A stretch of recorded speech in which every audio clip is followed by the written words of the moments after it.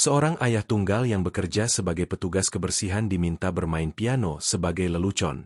Tapi apa yang ia mainkan membuat bahkan sang CEO meneteskan air mata.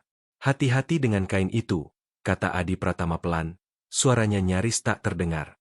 Piano ini menyimpan sejarah di dalam jiwanya. Ia tidak sedang berbicara kepada siapapun secara khusus, hanya kepada dirinya sendiri, dan mungkin kepada piano Grand Steinway di bawah tangannya, yang berkilau seperti kaca hitam di bawah cahaya hangat Gedung Kesenian Jakarta. Adi Pratama, petugas kebersihan, 39 tahun, ayah tunggal, veteran perang, dan sosok tak terlihat di dunia jazz dan dasi, bergerak seperti bayangan melewati kemegahan sunyi gedung itu. Acara malam penggalangan dana masih beberapa jam lagi, tapi udara sudah dipenuhi listrik tak kasat mata. Para staf sibuk di dalam ruangan, mendentingkan gelas, merapikan taplak meja. Tim dekorasi sedang menata bunga melati putih yang sangat mahal. Seorang pemain biola menguji akustik ruangan. Dan di tengah semua itu berdiri Adi, dengan lembut menggosok tepian lengkung Steinway dengan kain microfiber usang seolah ia sedang memegang sesuatu yang sakral.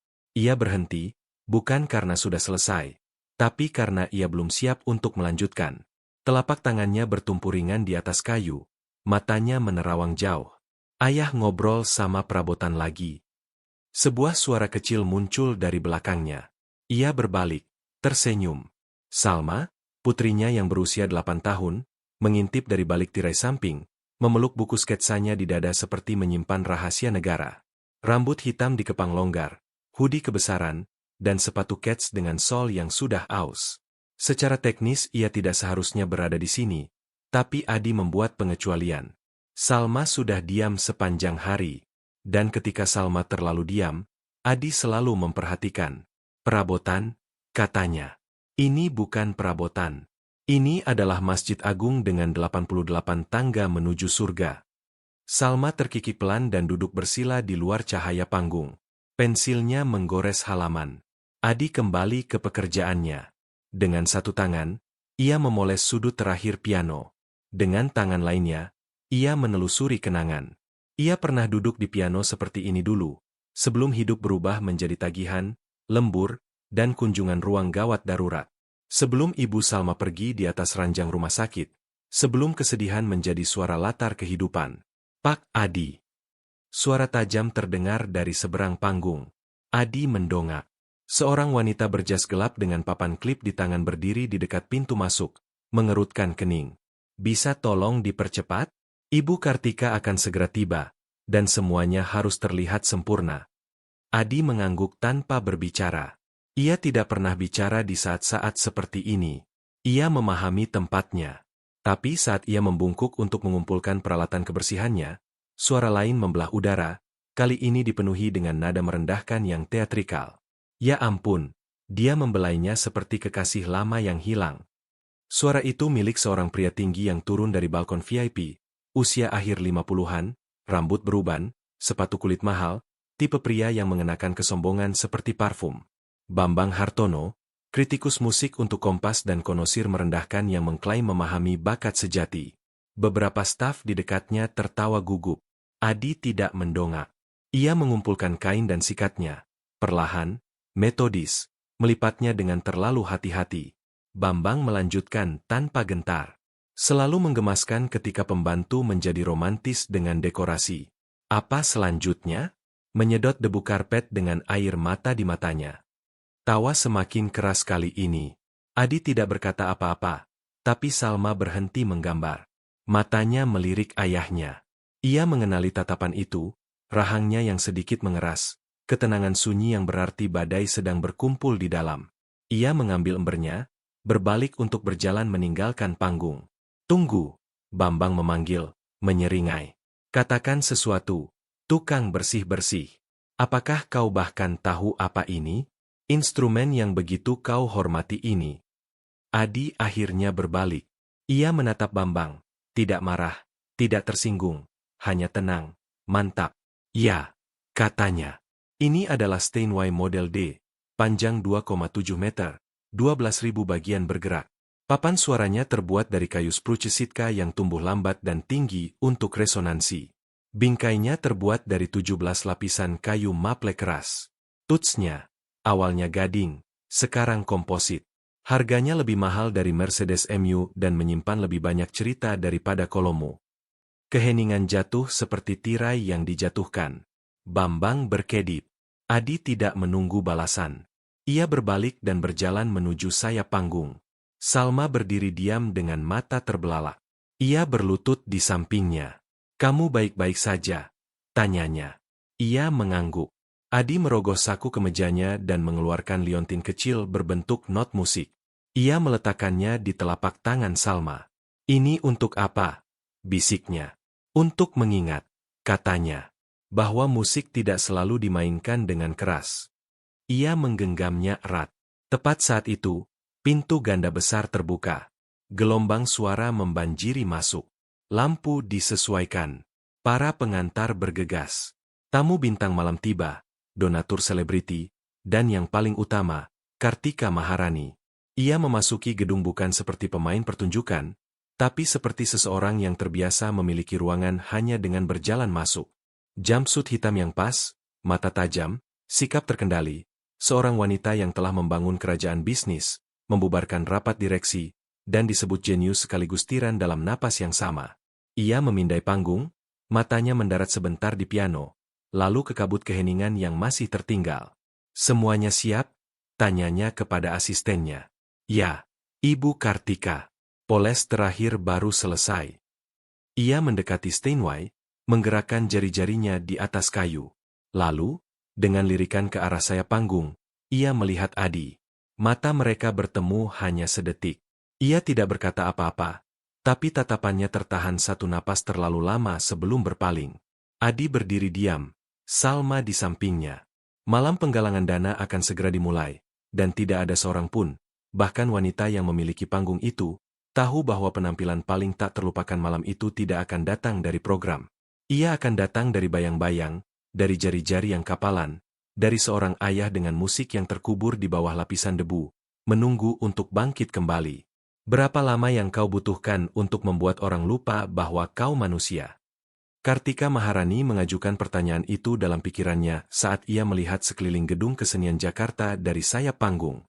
Jawaban yang telah ia pelajari adalah sekitar 7 detik, cukup waktu untuk melangkah ke sorotan lampu, tersenyum seolah sungguh-sungguh, dan berpura-pura bahwa keheningan di dadanya sendiri adalah keanggunan, bukan kekosongan.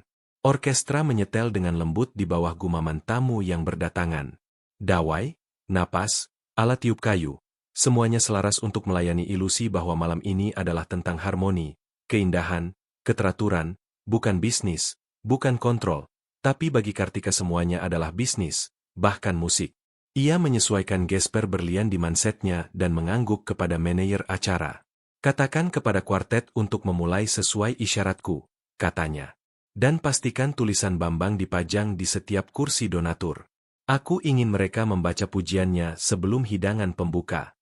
Asisten bergegas pergi. Kartika berbalik kembali ke arah piano. Steinway yang menjadi pusat panggung, secara harfiah dan kiasan. Sekarang sempurna, dipoles hingga seperti cermin. Tidak ada satupun sidik jari ditutupnya.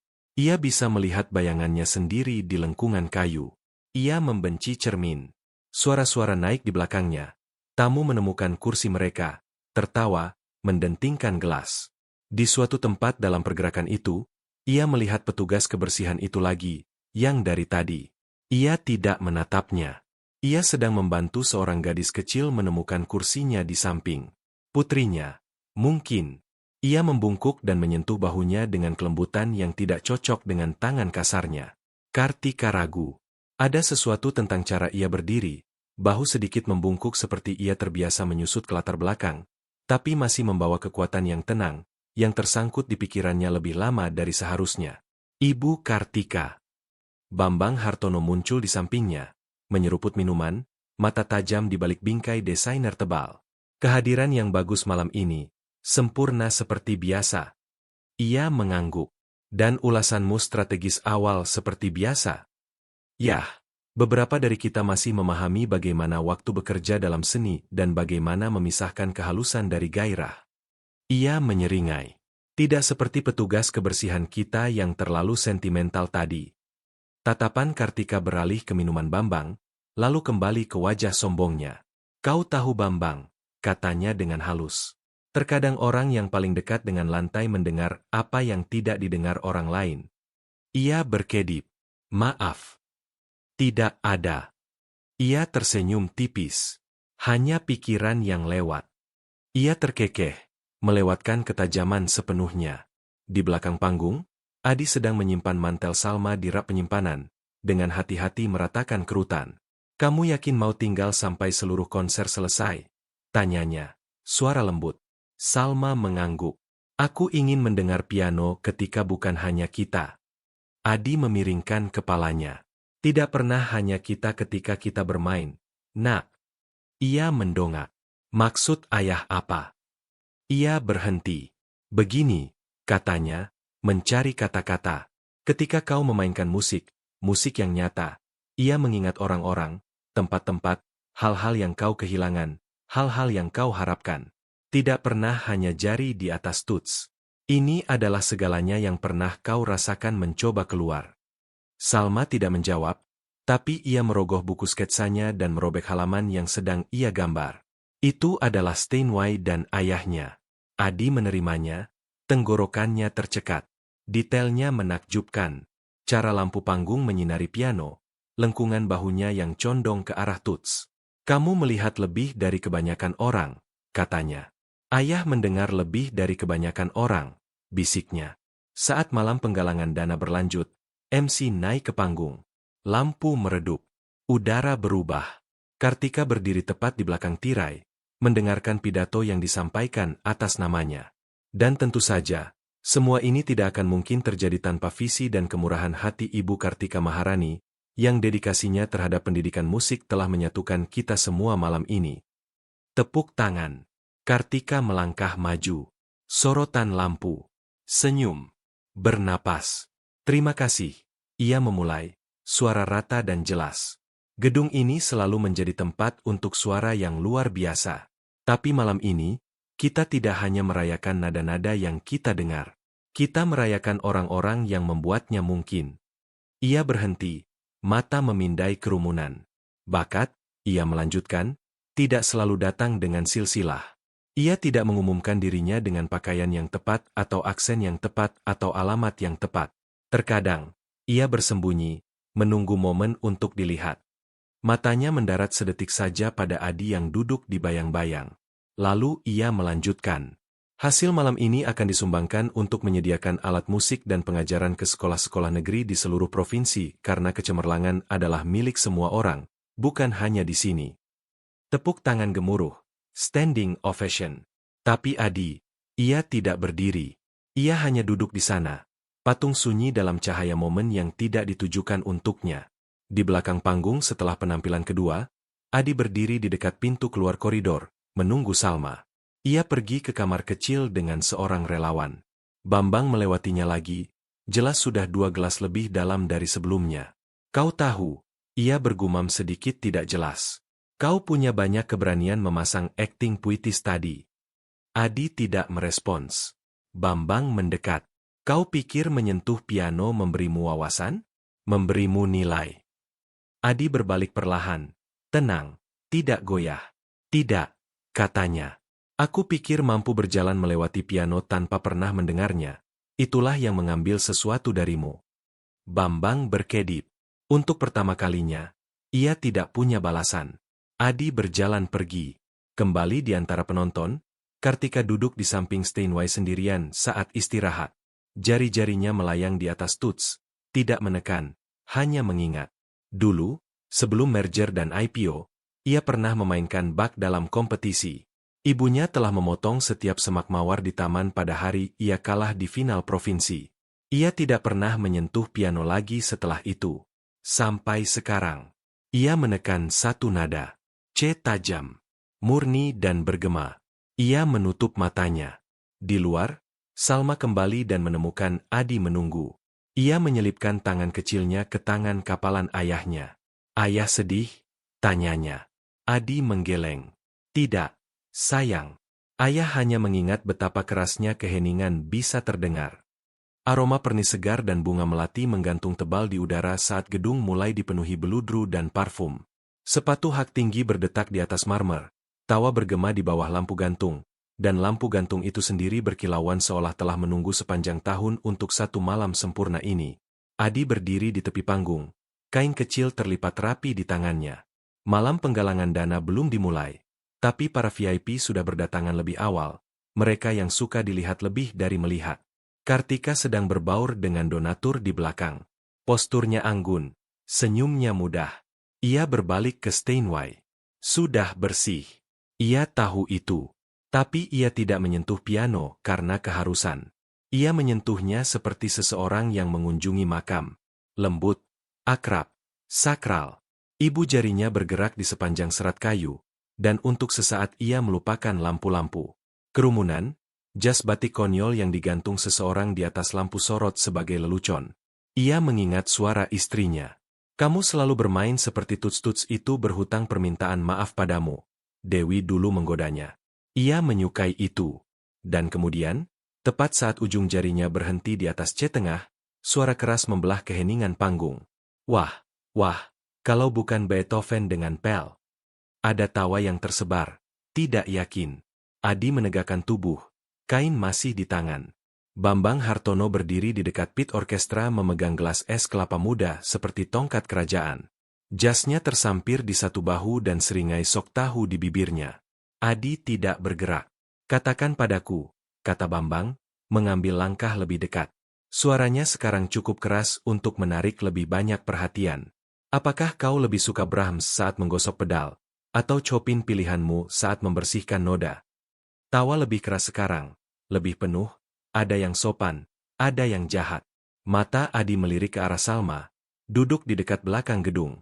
Ia mengawasinya, tangan kecil memeluk erat buku sketsanya.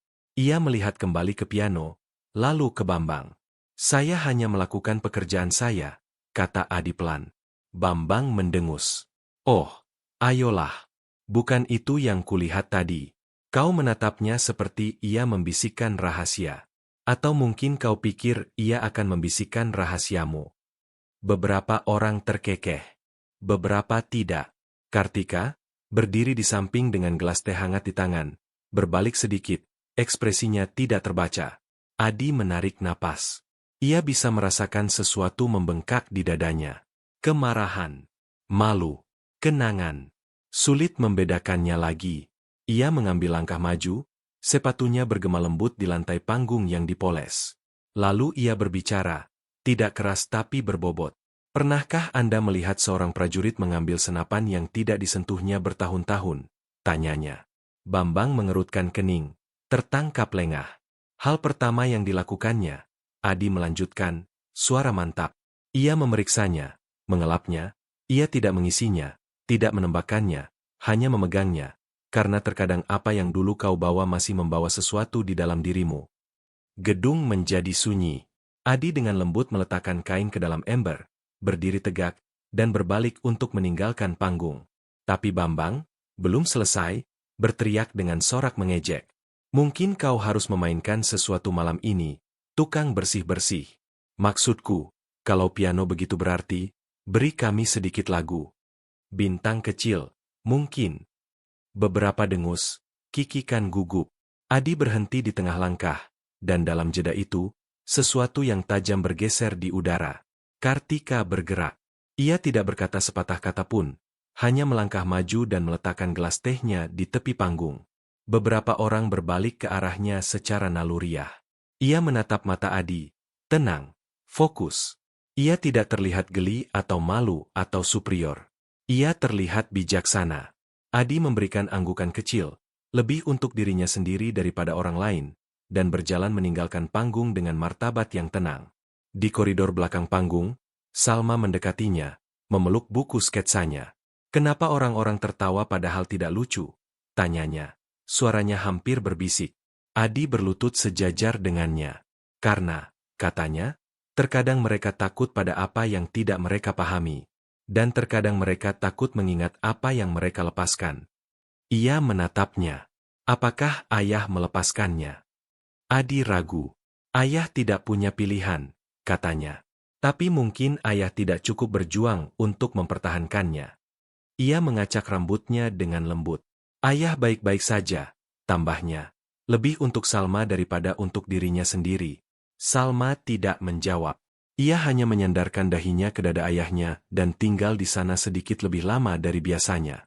Kembali di gedung, Bambang kembali ke kursinya, masih terkekeh pelan.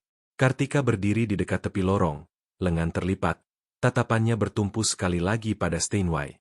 Ia mengingat suara ibunya sendiri. Menang bukan tentang bermain lebih baik.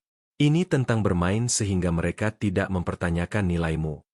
Namun, ada sesuatu tentang petugas kebersihan itu. Kata-katanya bukan hanya cerdas. Mereka benar. Ada rasa sakit di baliknya yang ia kenali di cerminnya sendiri. Ia berjalan ke piano. Perlahan. Ia membiarkan jari-jarinya melayang di atas tuts, tidak bermain. Hanya merasakan tekstur, suhu, dengungan sunyi di bawah kayu. Ia menekan nada lembut. F. Ia berbunyi bersih dan cerah. Dan untuk pertama kalinya dalam bertahun-tahun, Kartika Maharani merasa seperti instrumen itu mendengarkan balik. Adi berdiri di lorong servis, tangan ditekan ke ubin dingin seolah gedung itu sendiri bisa menenangkannya. Di luar, tepuk tangan bergulir melalui gedung megah seperti guntur melintasi lembah. Penampilan kedua telah berakhir. Tawa kembali. Es kelapa muda mengalir. Udara dipenuhi perayaan, tapi di dalam dirinya hanya keheningan. Bukan jenis yang menenangkan. Jenis keheningan yang menekan tulang rusukmu dan berbisik, kau tidak termasuk di sini. Ia seharusnya pergi. Hanya menjemput Salma, keluar lebih awal, dan menghilang seperti yang seharusnya dilakukan hantu. Ia sudah melakukannya ratusan kali di ruangan lain, kehidupan lain. Menjadi tak terlihat adalah keterampilan bertahan hidup, mungkin bahkan bakat. Tapi kemudian, ayah. Suara Salma lembut, tapi terdengar jelas. Ia berbalik. Ia berdiri di ujung lorong, kecil dan diam, memegang buku catatan kulit tua ayahnya, yang dulu digunakan untuk mencatat ide-ide musik. Sekarang sudah usang karena bertahun-tahun tidak digunakan. Ia tidak melihatnya mengambilnya. Bahkan tidak menyadari ia tahu di mana ayahnya menyimpannya. Aku menemukan ini di loker ayah, katanya. Aku pikir mungkin ayah lupa apa yang ada di dalamnya. Adi berjalan perlahan ke arahnya, dengan lembut mengambil buku catatan itu di tangannya. Sampulnya retak, tepinya melengkung. Tapi ketika ia membukanya, musik menatap balik padanya. Barbar melodi, frasa setengah jadi. Satu halaman bertanda, tema Salma, belum selesai. Ia berkedip keras. Dari mana kamu belajar menjadi seberani ini? Tanyanya. Salma mengangkat bahu. Dari ayah. Kecuali ketika ayah lupa bahwa ayah berani. Ia berlutut di sampingnya. Ayah tidak ingin kamu melihat ayah seperti ini, katanya. Ayah tidak ingin kamu mengingat malam ini karena alasan yang salah. Ia memiringkan kepalanya. Aku tidak akan mengingat apa yang mereka katakan. Aku akan mengingat bahwa ayah berdiri di sana dengan bangga, seperti ayah tahu sesuatu yang tidak mereka ketahui. Kata-katanya menghantamnya lebih keras dari kata-kata Bambang yang pernah bisa. Dan kemudian ia menambahkan, hampir malu-malu. Ayah masih mencintai piano, kan? Ia tidak langsung menjawab. Ia melihat ke buku catatan di tangannya, lalu kembali padanya. Ayah mencintainya, katanya akhirnya. Seperti cara beberapa orang mencintai seseorang yang mereka kehilangan. Dengan tenang. Dari seberang jalan. Tidak pernah terlalu dekat. Salma memikirkan itu. Kemudian, dengan keberanian lebih dari yang seharusnya dimiliki usianya, ia berkata, mungkin sudah waktunya menyeberang jalan. Kembali di gedung, Kartika menyeruput dari gelas teh hangat yang baru, menonton Bambang menceritakan komedi pianonya kepada sekelompok sosialita yang antusias. Ia tidak mendengarkan. Pikirannya terus melayang kembali ke mata petugas kebersihan itu. Tidak terhina. Tidak terluka, hanya berlabuh. Seperti pohon yang menolak membungkuk, tidak peduli seberapa kuat angin bertiup. Ia mengagumi itu, bahkan iri. Ia menjauh dari kerumunan dan berjalan ke tepi panggung. Lampu di atas lembut, sekarang diatur untuk suasana di antara pertunjukan. Seorang teknisi menyesuaikan kabel di dekatnya. Ia melihat lagi ke piano, dan kali ini ia duduk hanya sebentar. Ia mengangkat penutup tuts, meletakkan jari-jarinya dengan lembut di atas tuts, dan memainkan satu akor, A minor. Ia bergema di panggung kosong seperti rahasia yang diceritakan kepada siapapun. Tidak menyangka melihatmu mencoba itu. Sebuah suara berkata di belakangnya. Kartika berbalik. Adi berdiri tepat di luar panggung. Lengan terlipat, Salma di sampingnya. Kartika tersenyum samar. Masih pas seperti mantel lama, kan? Adi melangkah maju. Hal lucu tentang mantel, katanya. Kau lupa betapa hangatnya sampai seseorang mengembalikannya.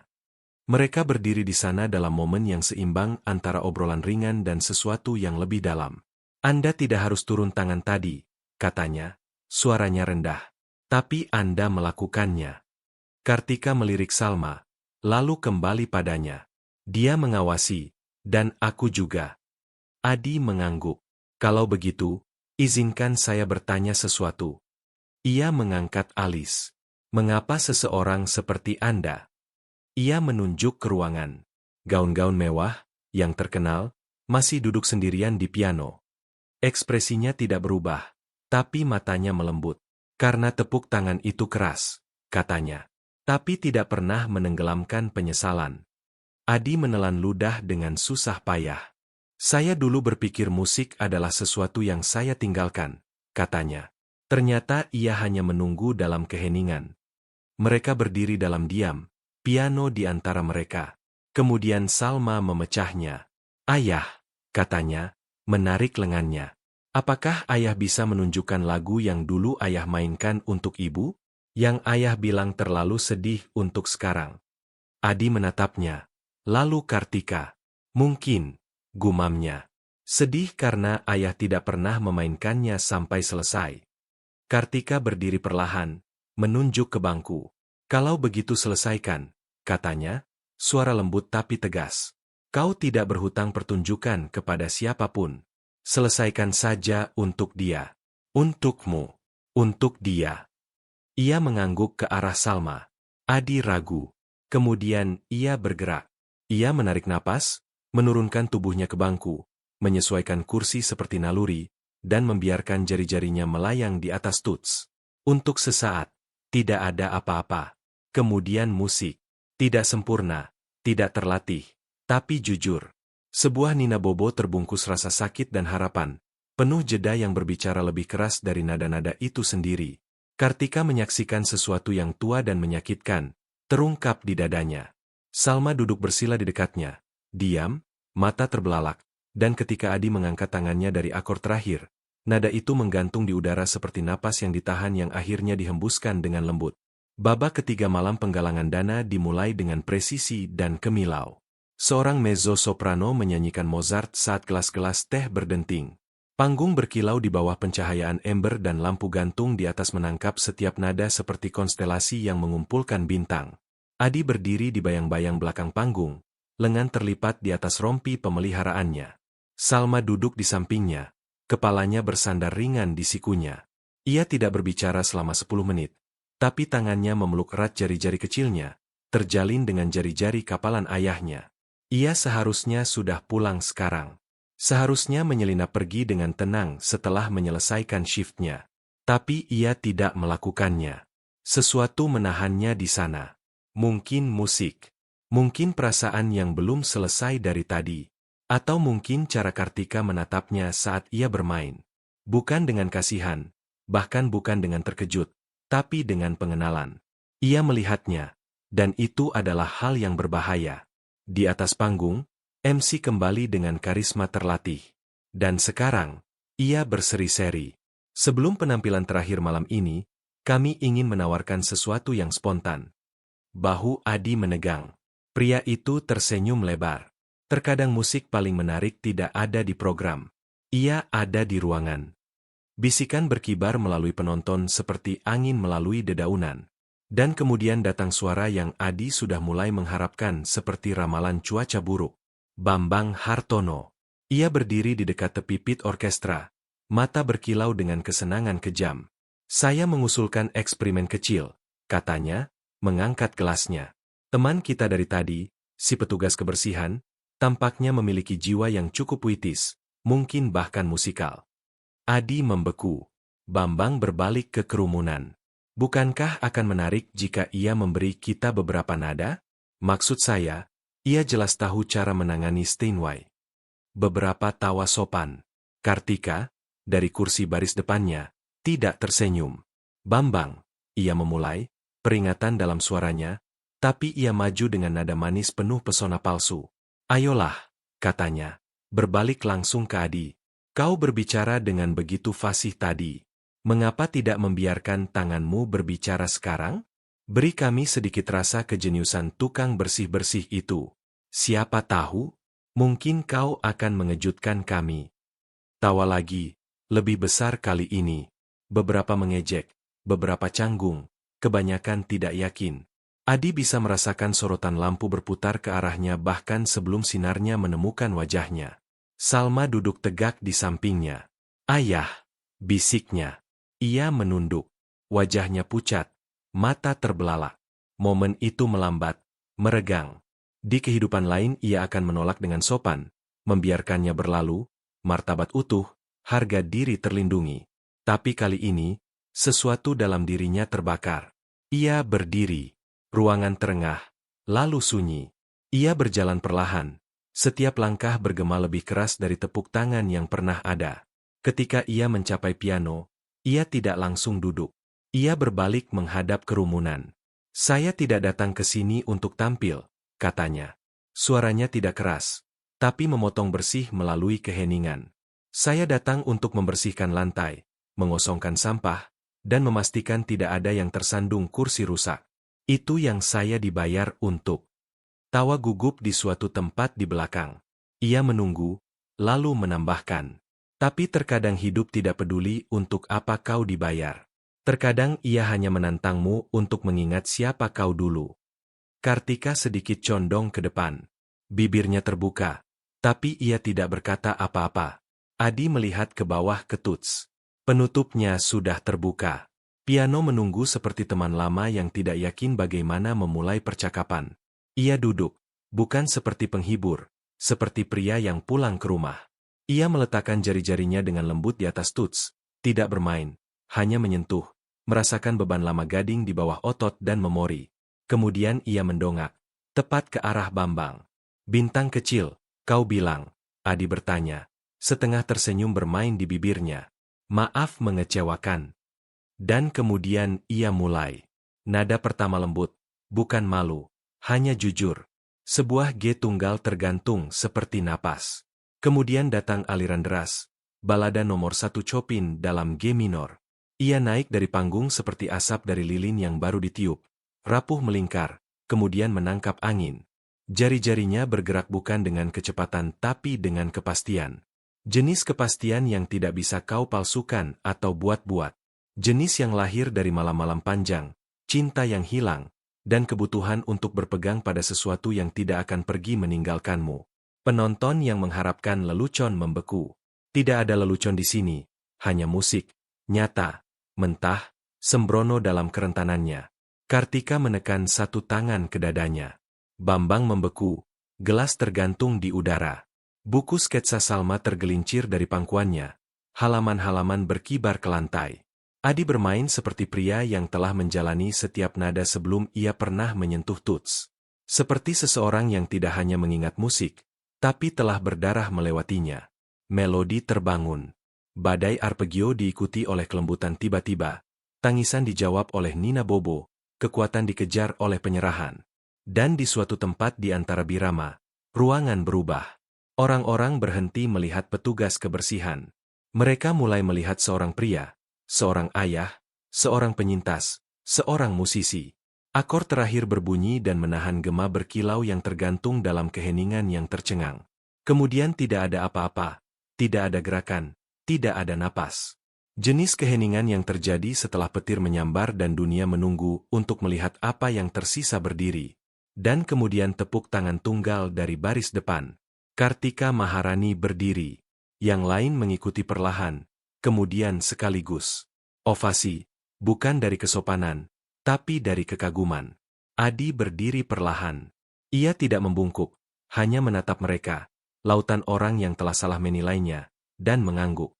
Kemudian ia berbalik, mengambil kainnya dari samping piano, dan berjalan meninggalkan panggung. Ia tidak membutuhkan tepuk tangan mereka. Ia sudah memiliki yang penting. Mata Salma berlinang air mata dan kebanggaan bertemu matanya di tepi panggung. Ia mengucapkan satu kata tanpa suara. Ayah. Dan itu adalah segalanya. Nada terakhir. Masih bergema seperti hantu melalui langit-langit ketika Adi melangkah menjauh dari piano. Ia tidak membungkuk, tidak tersenyum. Ia hanya mengangguk sekali seperti pria yang menutup bab panjang yang belum selesai dan berjalan kebayang-bayang. Tapi keheningan menolak pergi. Ia menempel di sudut-sudut gedung megah. Ia berkilau di lantai yang dipoles seperti sisa-sisa mimpi yang tidak ingin dibangunkan siapapun. Dan kemudian tepuk tangan, ragu-ragu pada awalnya, sepasang tangan tunggal, kemudian yang lain, kemudian gemuruh. Kartika bangkit pertama, bukan sebagai sponsor, bukan sebagai miliarder, sebagai saksi. Ia bertepuk tangan dengan kedua tangan, perlahan pada awalnya, kemudian dengan kuat seolah ritme itu sendiri bisa menyematkan kebenaran ke dinding. Bambang tidak bergerak. Ia duduk dengan wajah batu, gelas masih di tangan, menatap bangku yang Adi tinggalkan. Seringainya telah lenyap. Di tempatnya, ketidakpercayaan, dan sesuatu yang berbahaya mendekati rasa hormat. Yang lain berdiri, dan kemudian lebih banyak, sampai gedung itu sendiri terasa seperti bernapas, bangkit bersama, terbangun oleh sesuatu yang tidak mereka duga. Seorang petugas kebersihan baru saja membuat dunia merasakan lagi. Di belakang panggung, Adi bersandar di dinding, mata tertutup, dadanya naik dan turun dalam napas panjang yang terukur, tapi tangannya masih sedikit gemetar, bukan dari gugup, dari pelepasan. Penampilan itu adalah melepaskan perhitungan dengan setiap versi dirinya yang telah ia kubur di bawah kelangsungan hidup. Langkah kaki mendekat. Ia membuka matanya. Itu Kartika. Ia tidak mengatakan apa-apa pada awalnya. Hanya menatapnya seperti ia masih menyusun apa yang telah ia lihat. Ketika ia akhirnya berbicara, suaranya pelan. Di mana kau selama ini bersembunyi? Adi memberikan senyum kecil dan kering. Di bawah lemari peralatan, di belakang mesin penjual otomatis yang rusak, di antara tagihan sewa. Ia melangkah lebih dekat. Itu bukan hanya musik di luar sana. Itu. Ia berhenti, mencari kata. Ia menyelesaikan untuknya. Kesedihan dan harapan. Dalam napas yang sama. Ia menghembuskan napas. Tepat sekali. Mereka berdiri dalam momen panjang keheningan. Tanpa kepura-puraan. Tanpa topeng. Kartika menyilangkan lengannya. Ketika kau bermain, aku tidak melihat petugas kebersihan. Aku bahkan tidak melihat musisi. Aku melihat seseorang yang telah hidup melewati api dan keluar dengan melodinya. Adi melihat ke tangannya. Lucu, katanya. Lagu itu dulu menakutiku. Terlalu terbuka, terlalu rentan. Sekarang terasa seperti rumah. Kemudian ia mendongak. Tatapan mantap. Hanya butuh kehilangan segalanya untuk membuatnya terdengar jujur. Kartika tidak merespons, tapi matanya berkilau sebentar. Di antara penonton, Salma memeluk buku sketsanya dengan kedua tangan. Gambarnya tentang Adi, yang digambar dari tadi malam, sekarang dikelilingi oleh lingkaran not musik. Ia telah mencoret-coret sesuatu di bawahnya. Orang-orang tidak selalu tahu apa yang mereka lihat sampai ia bernyanyi. Ia tersenyum. Ia sudah tahu sejak awal. Kemudian malam itu, ketika sebagian besar tamu telah pergi dan lampu-lampu diredupkan menjadi cahaya after party, Adi berjalan kembali ke panggung kosong. Tidak ada penonton, tidak ada sorotan lampu, hanya dia dan piano. Kartika mengikuti. Hak sepatunya lembut di atas kayu. Kau tidak memberitahuku di mana kau berlatih, katanya. Tidak. Ia setuju. Ia menunggu. Ia menghela napas. Isi Yogyakarta untuk sementara waktu, sampai istri saya meninggal. Setelah itu, saya tidak bisa menyentuh piano tanpa merasa seperti mengkhianati kenangannya. Kartika menelan ludah. Siapa namanya? Dewi. Bagaimana suaranya?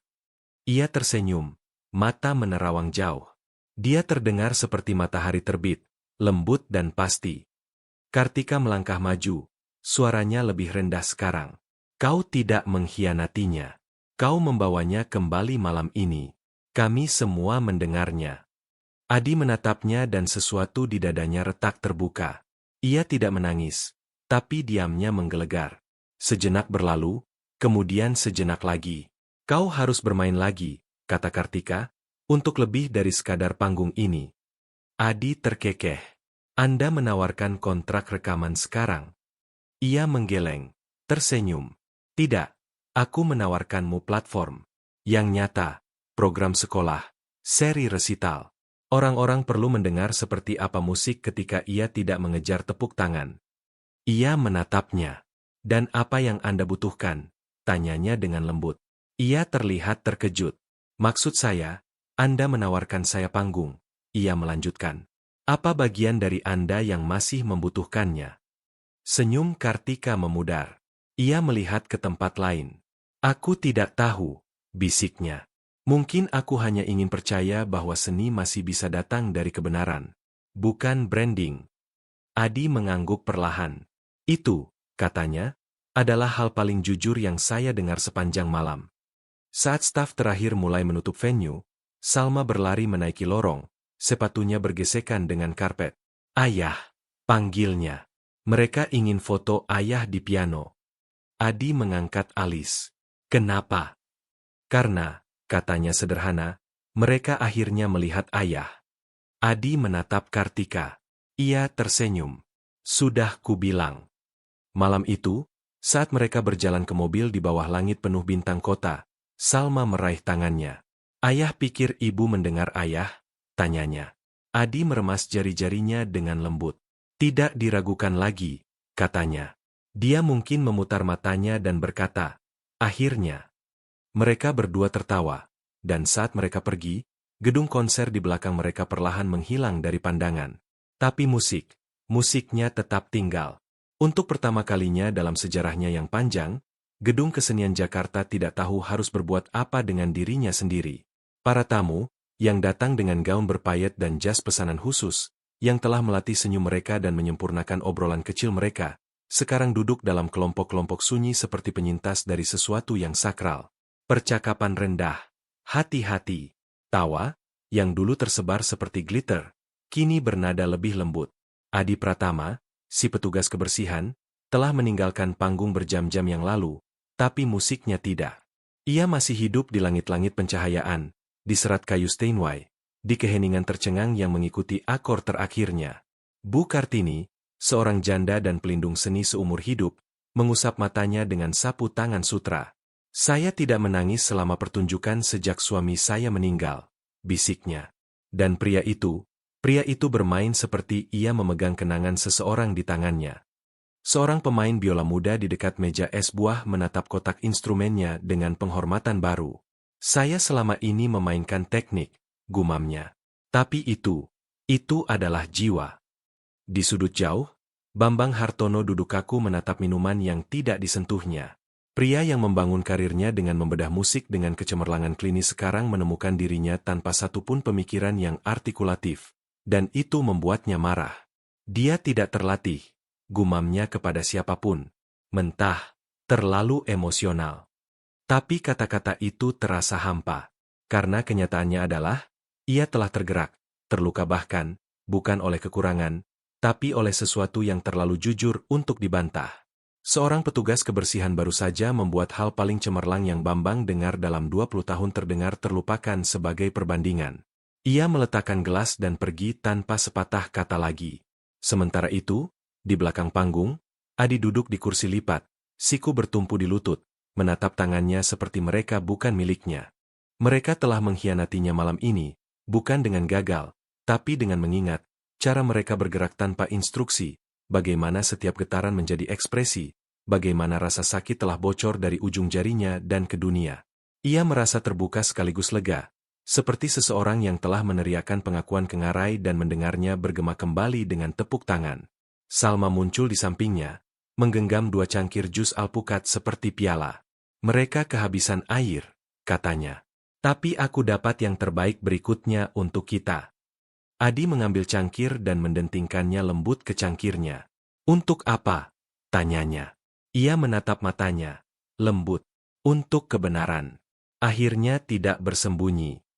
Di seberang gedung, Kartika Maharani duduk sendirian, sepatu hak tingginya dilepas dari kakinya, Dilipat di bawahnya di bangku bludru tempat ia pernah memberikan resital publik pertamanya. Ia bermaksud tinggal hanya sebentar. Tapi momen itu meregang menjadi keheningan. Ia masih bisa merasakan musiknya. Bukan hanya mendengar, merasakan. Ada momen dalam balada sekitar 3-4 bagian di mana frasanya berubah sedikit. Penundaan, tarikan, bukan teknis, personal. Dan dalam jeda itu ia mengenali sesuatu yang ia pikir sudah dikubur lama. Kerinduan, bukan untuk ketenaran, bahkan bukan untuk musik, tapi untuk makna, untuk keaslian, untuk rasa sakit mentah dari kebenaran tanpa poles. Ia bangkit perlahan dan berjalan menuju area belakang panggung, meliuk melalui tamu yang berpisah secara naluriah untuk membiarkannya lewat. Adi mendongak saat ia mendekat. "Anda tidak pakai sepatu," katanya, berhasil tersenyum kecil. Kartika mengangkat bahu. Ternyata sepatu hak tinggi tidak ideal untuk pencarian jiwa. Ia terkekeh, mengusap belakang lehernya. Jadi, apa yang terjadi sekarang? Ia duduk di bangku terdekat, menatap matanya. "Itu tergantung," katanya. "Apakah kau bersedia untuk dilihat?" Keningnya berkerut. "Dilihat." Kartika sedikit condong ke depan. "Kau telah hidup bertahun-tahun di bayang-bayang, dalam pelayanan, dalam keheningan. Malam ini, kau menunjukkan kepada mereka siapa kau sebenarnya. Tapi ini tidak berakhir di sini, Adi." Ia berhenti. Dunia tidak membutuhkan pertunjukan sempurna lagi. Dunia membutuhkan bukti bahwa keindahan bisa datang dari rasa sakit dan masih memilih untuk sembuh. Kau adalah bukti itu. Ia menelan ludah dengan susah payah. "Saya bukan siapa-siapa," katanya.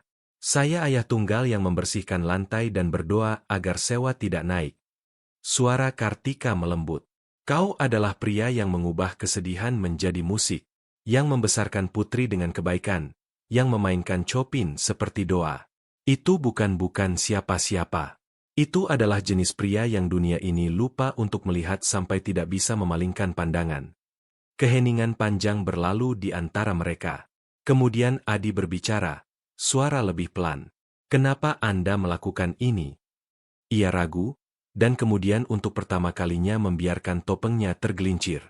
"Karena aku dulu bermain," katanya. "Sebelum ruang rapat, sebelum berita utama. Aku dulu bermain untuk diriku sendiri, tapi aku membiarkan mereka mengambilnya dariku. Dan malam ini kau mengembalikannya."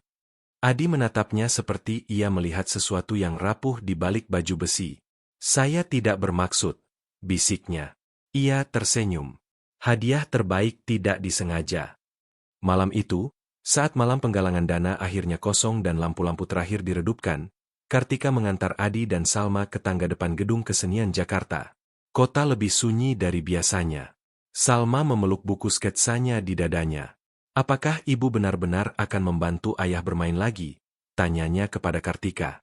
Kartika berjongkok sejajar dengan Salma, menyisipkan sehelai rambut ke belakang telinganya. "Aku tidak akan membantunya," katanya. "Aku akan mundur dan membiarkannya mengingatkan dunia." Salma berseri-seri. Adi menatap langit sejenak, mencari sesuatu di antara bintang-bintang. Kemudian ia berbalik. Suaranya penuh tapi mantap.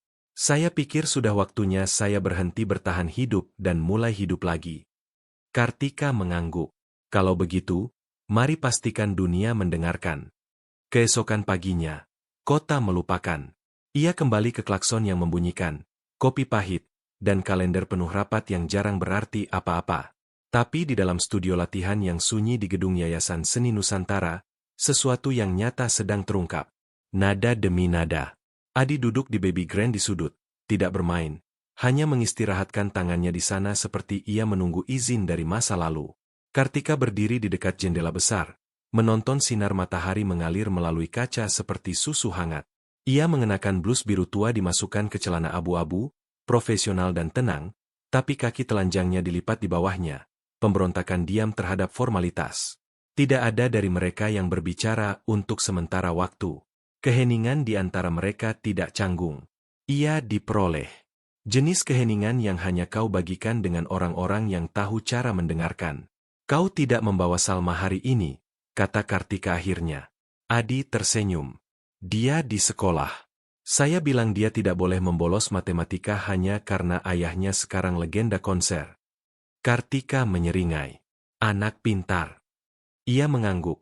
Mata masih dituts. Lebih pintar dari saya kebanyakan hari. Jeda lagi. Kemudian Kartika bertanya pelan. Apakah kau merindukannya? Adi berkedip.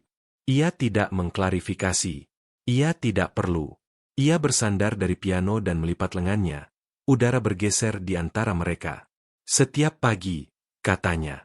Itu hal pertama yang saya rasakan sebelum saya membuka mata. Rasa sakit, bukan hanya karena dia pergi, tapi betapa cepatnya semua itu terjadi. Ia menghembuskan napas perlahan. Dewi dan saya bertemu di bar piano. Dia benci musik klasik, bilang itu membuatnya merasa harus duduk tegak, tapi cara dia mendengarkan. Kau akan bersumpah dia dibesarkan di Yogyakarta.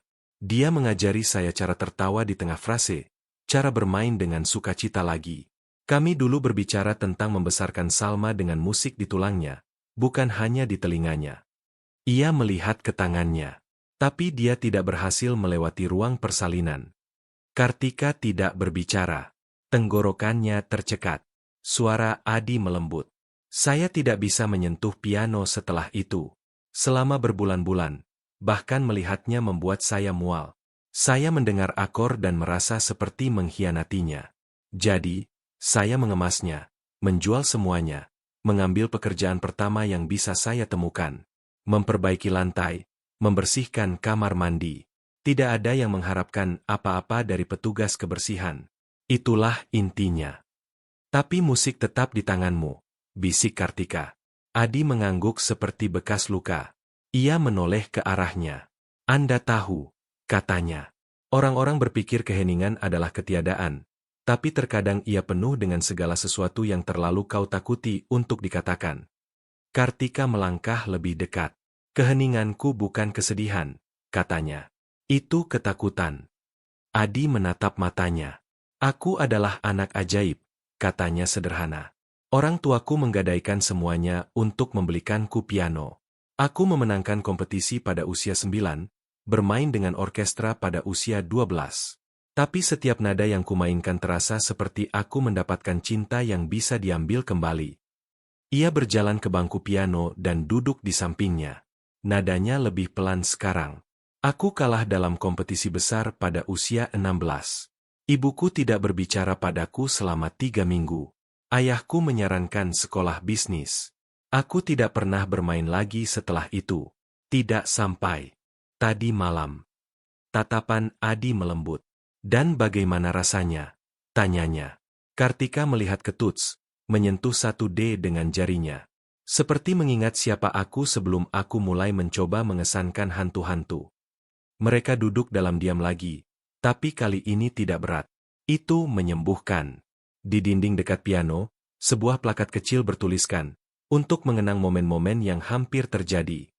Adi mengangguk ke arahnya. Itu sangat akurat, katanya. Kartika meliriknya dan tersenyum samar. Makanya aku membuatnya, katanya. Setiap donatur menginginkan kutipan dari komposer. Aku memilih kebenaran. Ia berbalik padanya. Aku ingin mendanai sebuah seri, katanya. Bukan hanya gala, sesuatu yang nyata. Resital di sekolah-sekolah negeri yang kurang terlayani, panti werda, tempat penampungan tunawisma. Musik, bukan sebagai pertunjukan, tapi sebagai hadiah. Adi mengangkat alis. Dan Anda ingin saya untuk memimpinnya, katanya. Untuk mengajar, untuk bermain, untuk membantu orang lain yang berpikir mereka harus mengubur bakat mereka hanya untuk bertahan hidup. Ia bersandar, tangan terlipat. Kartika, saya bukan simbol. Tidak, katanya. Kau adalah cermin. Orang-orang melihatmu dan menyadari mereka masih punya waktu. Adi memalingkan pandangan, emosi mengencangkan rahangnya. Anda pikir mereka akan mendengarkan seseorang seperti saya? Ia tidak ragu. Mereka sudah mendengarkan. Pintu berderi terbuka dan Salma mengintip ke dalam. Ransel tersampir di satu bahu. Saya bilang dia bisa menemui Anda di sini setelah sekolah, kata Adi. Semoga tidak apa-apa. Kartika tersenyum hangat. Tentu saja. Salma melangkah masuk ruangan dan berbaris menuju piano seperti itu adalah hak kesulungannya. Apakah ibu bermain? Tanyanya kepada Kartika. Belum, jawab Kartika. Salma menepuk bangku. Masih ada waktu. Adi tertawa. Dia sangat persuasif. Dia mendapatkannya dari seseorang, kata Kartika. Salma melompat ke bangku di antara mereka dan menunjuk ke Tuts. Tunjukkan aku sesuatu yang sedih, katanya. Tapi yang menjadi lebih baik di akhir. Adi dan Kartika bertukar pandang dan kemudian, berdampingan, mereka mulai bermain. Duet sederhana, Nina Bobo yang terlahir kembali, dan di studio sunyi itu, 3 kehidupan menjadi satu harmoni. Selebaran itu sederhana. Tidak ada desain mencolok, tidak ada font berlapis emas, hanya latar belakang krem, teks serif hitam, dan ikon piano kecil di sudut bawah. Seri ruang dengar, musik nyata, cerita nyata, orang nyata, menampilkan Adi Pratama. Ia muncul di papan pengumuman kedai kopi, jendela perpustakaan, dan diselipkan ke dalam surat paguyuban wali murid di seluruh kota. Dan itu berhasil. Bukan karena pemasaran, karena orang-orang telah menunggu, merindukan sesuatu yang nyata. Resital pertama tidak diadakan di gedung konser. Itu di aula sekolah menengah. Kursi lipat berderit. Lampu panggung berkedip. Salah satu mikrofon tidak berfungsi. Seorang balita menjatuhkan dotnya di tengah prelude, dan telepon seseorang berdering dengan nada dering Raisa di gerakan ketiga. Tapi tidak ada yang pergi karena Adi tidak hanya bermain. Ia menceritakan kisah musik dan kisahnya. Ia membuka dengan karya pendek oleh Debussy, lalu berbicara pelan ke mikrofon. Saya dulu percaya musik hanya dimaksudkan untuk tempat-tempat sempurna. Steinway, jas batik resmi, keheningan sehening jarum jatuh. Tapi saya telah belajar sesuatu yang lebih benar. Musik adalah milik dimanapun rasa sakit pernah hidup dan dimanapun penyembuhan mungkin dimulai. Di baris kedua, seorang remaja laki-laki mengusap matanya dan tidak berpura-pura itu alergi. Kartika berdiri di dekat pintu samping, menyaksikan semuanya terungkap. Ia tidak mengenakan blazer malam ini, hanya jeans dan blus hitam dengan lengan digulung ke siku. Ada energi berbeda dalam dirinya sekarang, tidak dipoles, tapi hadir. Setelah pertunjukan, orang-orang berbaris untuk menjabat tangan Adi, untuk berterima kasih. Seorang wanita berseragam perawat berbisik, anak saya tidak berbicara selama sebulan, tapi dia bertanya apa nama lagu kedua itu. Seorang veteran perang berkata, saya tidak merasa tenang seperti itu sejak sebelum misi perdamaian. Adi tersenyum, ramah dan tercengang. Ia tidak terbiasa dilihat. Kartika berjalan di belakangnya tepat saat beberapa orang terakhir keluar. Kau mendapat cukup banyak pengikut, godanya. Ia terkekeh. Masih tidak terasa nyata. Ia memiringkan kepalanya. Mau tahu apa yang kupikirkan? Adi berbalik ke arahnya. Alis terangkat. Kupikir, katanya, ini adalah pertama kalinya dalam waktu yang lama kau tidak bersembunyi di balik keheningan orang lain. Ia mengangguk perlahan, lalu menambahkan, dan saya pikir Anda juga tidak bersembunyi. Ia tidak menyangkalnya. Beberapa minggu berikutnya bergerak seperti matahari terbit yang lambat, lembut tapi mantap. Adi bermain di Panti Werda di Menteng, di mana seorang wanita tua dengan Alzheimer awal membacakan lirik lagu yang dulu dinyanyikan mendiang suaminya. Ia tidak berbicara selama berhari-hari sebelum itu. Ia bermain di komunitas veteran di mana pria-pria yang tidak menangis selama bertahun-tahun duduk dengan kepala tertunduk, bahu gemetar, bukan dari kelemahan, tapi dari izin. Ia mulai mengajar piano di sekolah negeri setiap hari Kamis. Setiap pelajaran berakhir dengan cara yang sama, dengan kata-kata, mainkan seperti itu penting. Suatu sore setelah pelajaran, Adi menemukan Kartika menunggu di luar sekolah. Ia bersandar di mobilnya, kacamata hitam diselipkan di kerahnya, memegang 2 es kopi. Apa ini? Tanyanya. Suap, katanya. Aku butuh kau ikut denganku. Ia menyeruput. Suap ini rasanya sangat mirip kopi favorit saya. Ia mengedipkan mata. Aku melakukan riset. Mereka berkendara dalam keheningan yang nyaman untuk sementara waktu, berkelok-kelok melalui jalan-jalan kecil sampai mereka mencapai bangunan bata sunyi yang terselip di antara rumah-rumah tua bergaya kolonial. Kartika memarkir dan mematikan mesin. Adi menatapnya. Ini apa? Ia meraih gagang pintu. Ayo lihat. Di dalam adalah ruangan berdebu yang tidak terpakai, dulunya sebuah langgar yang sekarang terlupakan. Tapi di tengahnya duduk sebuah baby grand piano, tutupnya tertutup, menunggu. Adi melangkah masuk perlahan. Ruangan itu dimandikan cahaya ember lembut melalui kaligrafi Arab di dinding. Debu berputar seperti salju. Kartika mengawasinya menyerap semuanya. Ini adalah tempat pertama aku pernah tampil solo, katanya.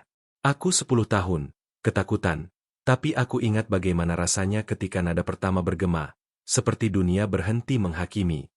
Adi melihat sekeliling. Apa yang terjadi dengan tempat ini? Pemotongan anggaran. Program musik komunitas dibubarkan. Piano ini belum dimainkan selama bertahun-tahun. Adi berjalan ke piano, menggerakkan jari-jarinya dengan lembut di atas tutup yang tertutup. Suara Kartika lebih lembut sekarang. Aku ingin ini menjadi ruangmu, milikmu dan Salma. Ruangan untuk pelajaran, latihan, bahkan rekaman jika kau mau. Aku sudah berbicara dengan Dewan Yayasan. Mereka akan mendukungnya. Adi berbalik padanya. Sesuatu yang tidak terbaca di matanya. Saya tidak bisa membalas Anda untuk ini, katanya. Kau tidak perlu. Ia menggeleng. Tidak, saya serius. Ini lebih dari kemurahan hati. Ini adalah kesempatan kedua. Kartika tersenyum, kecil dan penuh rahmat. Tepat sekali. Itulah intinya. Ia berjalan perlahan ke bangku, mengangkat tutup, dan meletakkan tangannya di atas tuts. Nada pertama bergema seperti doa melalui ruangan yang terlupakan. Ia mendongak padanya. Anda yakin hantu-hantu di sini? Ramah. Kartika tersenyum balik. Aku membawa satu milikku sendiri. Kupikir mereka akan akur. Kemudian malam itu, saat langit berubah biru tua dan lampu jalan berkedip hidup, mereka duduk berdampingan di tangga depan bangunan. Adi menyeruput sisa kopinya. Kartika bersandar di telapak tangannya. Anda tahu, katanya. Saya menghabiskan bertahun-tahun berpikir hidup saya sudah mencapai puncaknya.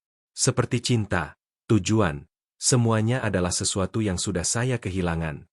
Ia menatapnya. Tapi akhir-akhir ini, rasanya seperti cerita itu tidak berakhir. Hanya berhenti sejenak. Mata Kartika melembut. Terkadang lagu-lagu terbaik tidak langsung terselesaikan. Adi tersenyum. Dan terkadang, ia menambahkan, mereka berakhir di kunci yang lebih baik dari yang kau mulai. Ia tertawa rendah dan hangat, dan di momen itu kota di sekitar mereka tidak terasa begitu keras karena bagi dua orang yang pernah tersesat di pinggiran, musik akhirnya membawa mereka kembali ke pusat, bersama. Itu adalah jenis sore yang menyelinap mendekatimu, tanpa awan, berangin, lembut dengan keheningan awal musim semi. Adi berdiri di dekat jendela langgar tua sekarang, ruang musik mereka, menyetem piano tegak berdebu yang Kartika selamatkan dari lelang komunitas. Tutsnya terkelupas, palunya kaku, tapi ia punya karakter seperti kebanyakan hal yang layak disimpan. Kartika berlutut di samping rak buku, menata ulang binder-binder lama berisi partitur musik. Salma berada di ujung ruangan, bersenandung sendiri sambil menggambar adegan Adi mengajar kelas penuh anak-anak. Sesekali, Kartika akan melirik ke arah Adi, tangannya lembut di senar. Alis berkerut dalam konsentrasi, lengan digulung. Jenis pria yang bisa membangun rumah dari keheningan, lalu mengisinya dengan musik. Aku belum melihatmu sefokus ini sejak alarm kebakaran berbunyi saat malam penggalangan dana, godanya. Adi terkekeh, tidak mendongak. Itu fokus yang lahir dari kepanikan. Ia menyeringai. Begitu juga setengah dari dunia korporat. Ia menyesuaikan pasak tuning dan mengetuk C tengah. Masih tajam. Saya dulu memperbaiki piano untuk uang di kuliah, katanya. Tidak mampu bayar les, jadi saya menukar perbaikan dengan waktu latihan. Kartika berdiri dan membersihkan tangannya. Jadi, kau selalu membangun hal-hal dengan tanganmu. Adi mengangkat bahu. Itulah yang saya lakukan. Jika rusak, saya mencoba mendengarkan. Ia memiringkan kepalanya. Kau mendengarkan hal-hal dengan cara berbeda, ya. Ia mendongak sekarang. Saya mendengarkan apa yang tidak dikatakan. Udara bergeser. Mata mereka bertemu dan bertahan sedetik terlalu lama. Kemudian malam itu, setelah Salma pulang dengan tetangga Adi, Kartika masih tinggal. Mereka duduk berdampingan di bangku piano tua, menyeruput teh hangat dari cangkir yang tidak cocok. Adi melihat ke Tuts. Anda tahu, katanya, saya dulu berpikir bermain lagi akan terasa seperti pengkhianatan. Kartika berbalik padanya. Ia mengangguk. Tapi saya mulai menyadari sesuatu. Mungkin bermain lagi tidak berarti saya melepaskan. Mungkin itu berarti saya mengingat dengan cara berbeda. Ia menatapnya. Suara lebih pelan sekarang. Kesedihan dulu terasa seperti harga yang saya bayar untuk menjaganya tetap dekat. Tapi sekarang rasanya seperti tanah tempat sesuatu yang baru bisa tumbuh. Kartika tidak berbicara. Sebaliknya, ia meraih tangannya. Perlahan, tidak dramatis. Seperti seseorang yang meletakkan telapak tangannya di atas kebenaran yang tenang. Adi tidak tersentak. Ia melihat ke tangan mereka, lalu ke atasnya. Anda terus melakukan itu, gumamnya. Melakukan apa? Menangkap saya di tengah kalimat. Saya bahkan tidak tahu saya sedang berbicara. Ia tersenyum. Dan kau terus melakukan ini, katanya. Apa? Mengingatkanku siapa aku sebelum aku pandai berpura-pura, aku tidak kesepian. Mereka tetap seperti itu untuk waktu yang lama. Tangan terjalin di atas Tuts yang tenang. Kota meredup di luar. Tidak ada deklarasi, tidak ada gestur besar, hanya ritme lambat kepercayaan yang terbentuk antara dua hati yang mengira mereka sudah selesai menulis musik. Keesokan paginya, Adi bangun lebih awal. Udara di apartemennya diam. Salma tertidur di kamar sebelah. Ia berjalan ke dapur kecilnya, menuangkan secangkir kopi, dan duduk di meja makan dengan jurnal musik kulit tuanya. Ia membolak-balik sketsa melodi, lagu setengah jadi, dan anotasi dalam tinta pudar. Di halaman terakhir, kosong sampai sekarang, ia menulis judul baru, Gerakan Kedua. Di bawahnya, hanya satu baris musik, lembut, belum terselesaikan, menunggu. Malam itu, Kartika mengundangnya ke apartemennya untuk makan malam. Itu bukan penthouse. Itu adalah dua kamar tidur minimalis yang terselip di atas toko buku di Kemang.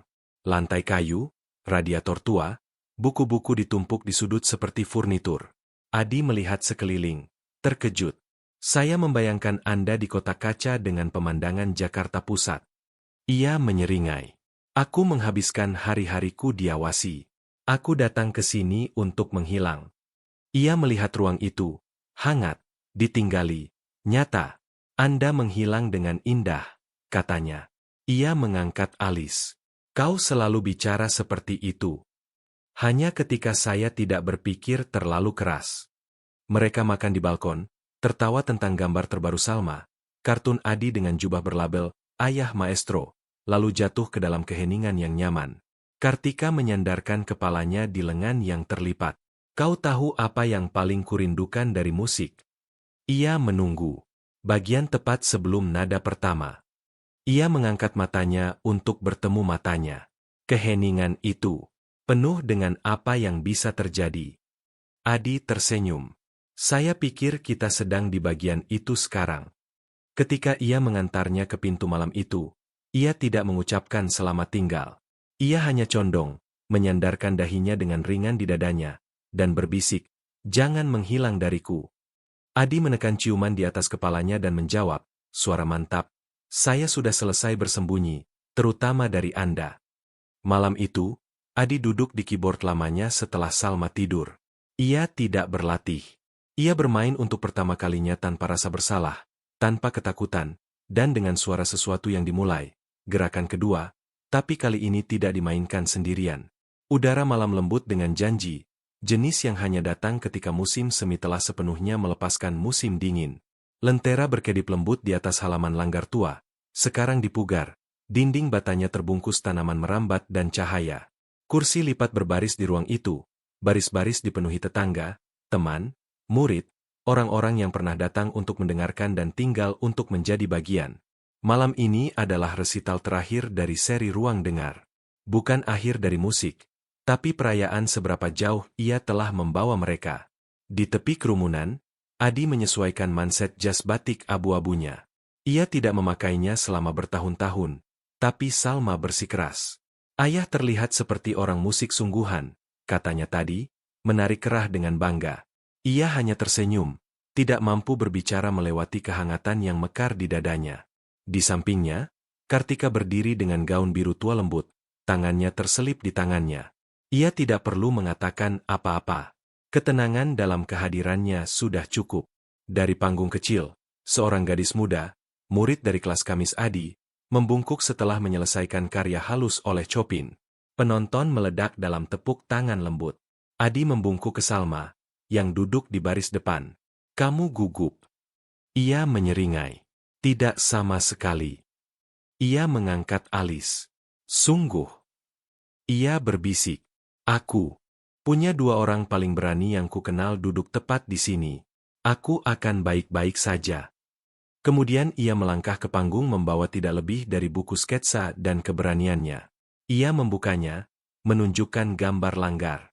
Orang-orang berkumpul, not musik mengambang ke langit, dan di tengah, seorang petugas kebersihan dengan pel berdiri di samping piano grand. Salma berbicara ke mikrofon. Tempat ini dulu sunyi. Bukan jenis yang baik, jenis yang kesepian. Tapi sekarang penuh dengan gema yang membuatmu merasa dilihat. Ia menatap Adi. Dan aku ingin berterima kasih kepada ayahku karena mengajariku bahwa patah tidak berarti kau berhenti berkreasi. Itu hanya berarti kau membuat musik yang berbeda. Kerumunan menjadi diam. Kemudian datang standing ovation. Kemudian, saat kerumunan bubar, Adi duduk di piano tua sendirian sejenak. Kartika berjalan pelan membawa 2 gelas es teh manis. Untuk sang maestro, katanya, menyerahkan satu padanya. Ia mengangkatnya dalam toast pura-pura. Untuk bertahan lebih lama dari lelucon pel. Ia tertawa, lalu menjadi serius.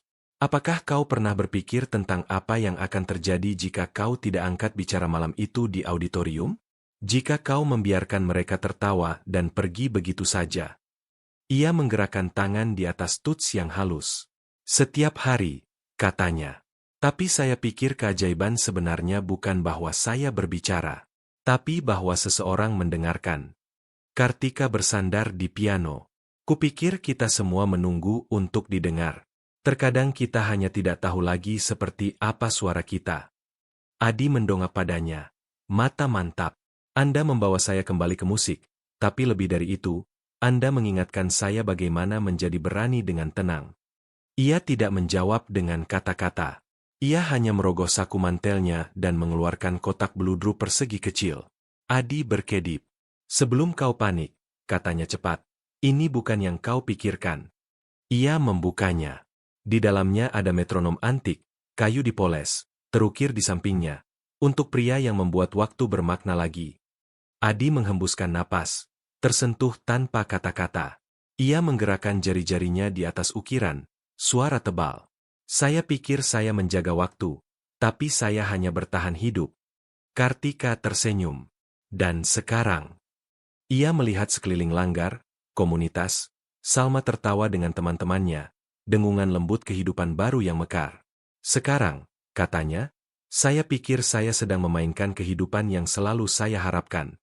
Saat momen terakhir malam mendekat, Adi naik ke panggung untuk terakhir kalinya. Ia berdiri sendirian, lampu rendah, keheningan di udara, hampir sakral. Saya pernah disebut petugas kebersihan, guru, ayah tunggal, pria yang patah. Ia berhenti. Tapi malam ini, saya hanya ingin menjadi sebuah lagu. Ia duduk dan mulai memainkan karya yang ia tulis minggu sebelumnya. Bukan untuk Dewi, bukan untuk kesedihan, bukan untuk bertahan hidup, tapi untuk apa yang datang setelahnya. Melodinya sederhana, jujur, penuh jeda yang berbicara lebih keras dari crescendo, dan di suatu tempat dekat tengah, frasa lembut berulang seperti detak jantung, konstan, tidak takut. Saat nada terakhir memudar, tidak ada tepuk tangan pada awalnya, hanya keheningan. Kemudian standing ovation berlinang air mata yang tampak meregang melampaui ruangan. Kemudian malam itu, di keheningan ruang musik, Salma duduk meringkuk di karpet, menggambar lagi. Kartika membolak-balik buku syalawat tua, berhenti untuk bersenandung lagu yang tidak berani ia nyanyikan selama bertahun-tahun. Adi menuangkan teh di 3 cangkir yang tidak cocok, tersenyum pada keluarga aneh dan indah yang tidak pernah ia lihat akan datang. Saya tidak tahu bagaimana kita sampai di sini, katanya pelan. Kartika mendongak. Kau mengikuti musik, katanya. Bahkan ketika ia berhenti masuk akal.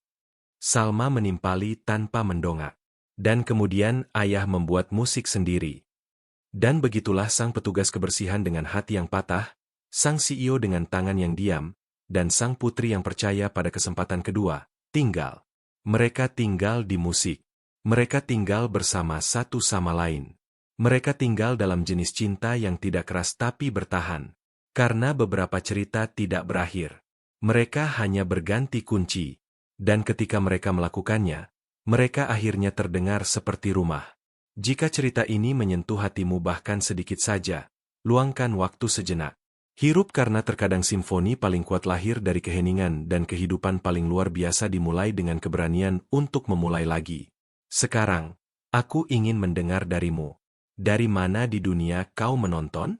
Dan bagian mana dari perjalanan Adi dan Kartika yang paling beresonansi denganmu? Tulis pikiranmu di kolom komentar di bawah. Kata-katamu menginspirasi lebih dari yang kau tahu. Jika kau percaya pada cerita yang menyembuhkan, mengangkat, dan mengingatkan kita pada kekuatan tenang dalam orang-orang biasa, tekan tombol subscribe agar kau tidak melewatkan apa yang akan datang selanjutnya. Dan dari lubuk hatiku yang paling dalam, terima kasih sudah menonton. Waktumu, kehadiranmu, kebaikanmu, mereka berarti dunia. Sampai cerita berikutnya, tetap baik, tetap berani, dan jangan pernah berhenti mendengarkan.